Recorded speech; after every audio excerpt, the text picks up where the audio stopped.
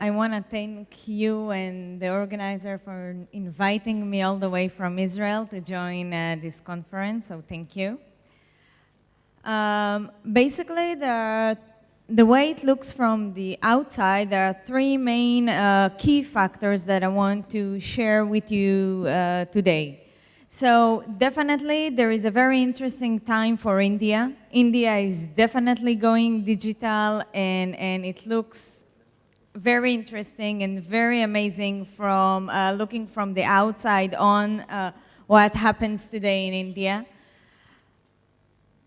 One of the things that, one of the approaches India decided to take is creating a biometrical database for the entire population once going digital. And that's a very, very interesting key point to see how India will basically protect and what's going to happen and how it's actually going to implement inside the country, because that means that every person in this nation is going to use his digital, his fingerprint, for example, his digital identity in order to buy stuff, in order to do stuff, in order to manage his financial assets. Now, that's become, from the way it looks from the outside, that's become a very critical asset for India. And having a very robust cybersecurity on that specific asset is very, very crucial for India and very, very important for each and every one of the people who lives in the country, because not like in password, when someone steals your password, you can change it. With biometrical identity, you cannot change.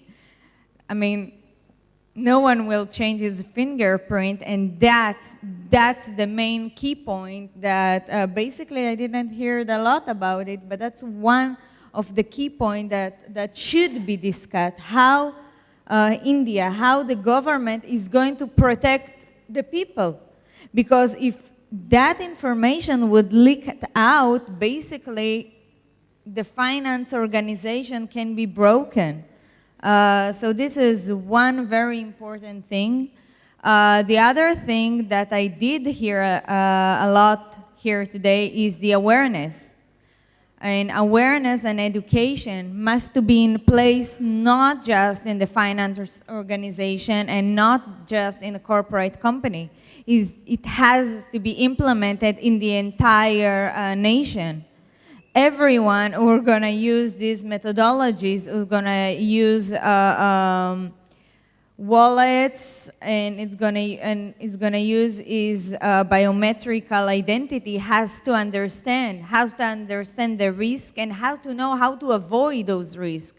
So awareness and education must be implemented in the entire nation. The third thing I want to share with you is because India is take a very dramatic steps in this finance and digital world, it also became a very attractive target. India today is very, very attractive targets to hackers and to its enemies. Everyone wants to put their hands on these critical assets.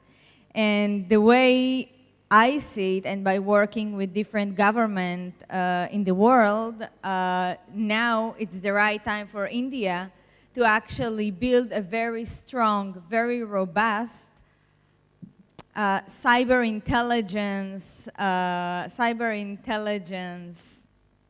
methodologies and create cyber intelligence fundamental infrastructure in order to make sure that those enemies will also be afraid to attack India, and for India to be able to attack back when he wants and if he wants the actually people or the nation who attacks her. So these are very, very interesting and very, very important, just in a very quick way about how it looks from the outside.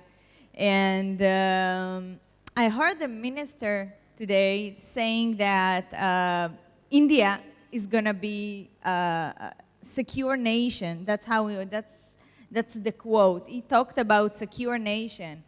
But when I heard him and I heard all my friends here today, I'm asking whether India will be a secure nation or India will actually lead this path. You know, India is a very strong nation, a very strong country, but will it actually lead that industry and create standard and creating the awareness, and all the entire countries around India will want to learn from India. So this is the very important question to ask here today from me, which is not citizen. And I look forward to watch you guys.